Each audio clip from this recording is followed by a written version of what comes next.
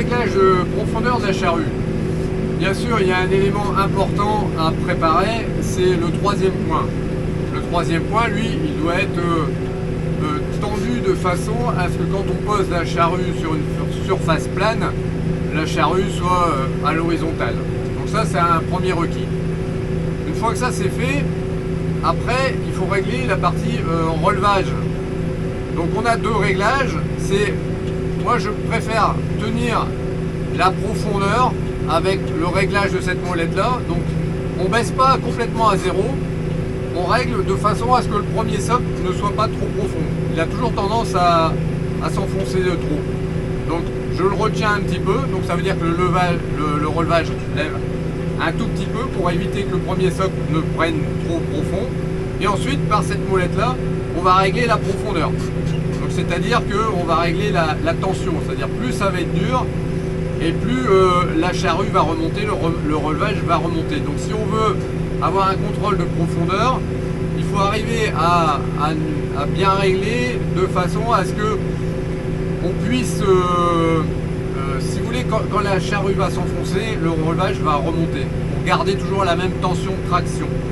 Donc on règle de façon à ce qu'on arrive à avoir une profondeur homogène à celle où on veut travailler, bien sûr.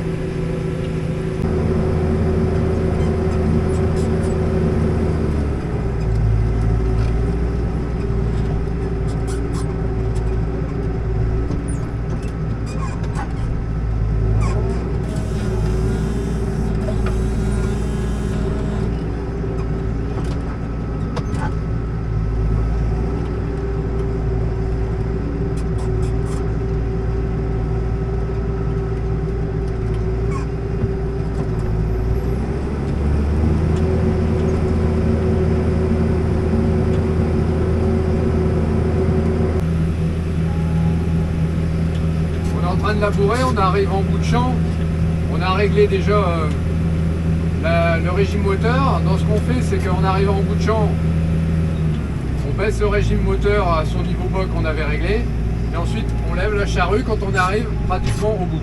On vérifie d'un petit coup d'œil dans le rétro que la charrue a bien monté, on fait la marche arrière tranquillement, le régime moteur est bas, on retourne la charrue, voilà. On se remet un petit peu derrière l'arrêt où on va reprendre et on va baisser la charrue de façon à ce que la grosse roue arrière soit pratiquement dans l'arrêt. Voilà, on le sent, boum, et là on y va et on réaccélère, on appuie sur le régime moteur nominal pour labourer. C'est reparti. On fait ça à chaque coup.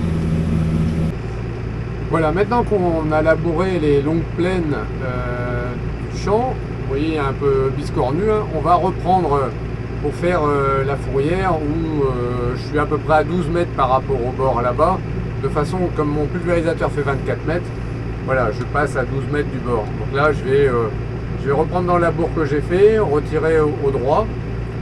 Et vous voyez, j'ai 5 hérons là qui sont tout le temps avec moi là. Ils sont bien sympathiques. Je pense qu'il doit y avoir un peu de poisson parce qu'il y a un petit cours d'eau là à côté qui s'appelle la Libode et qui est un cours d'eau naturel. Donc je pense qu'ils viennent aussi piquer les petits poissons qui doivent se promener. Voilà, donc on va faire ça et puis je vous reprends après quand j'aurai bien avancé.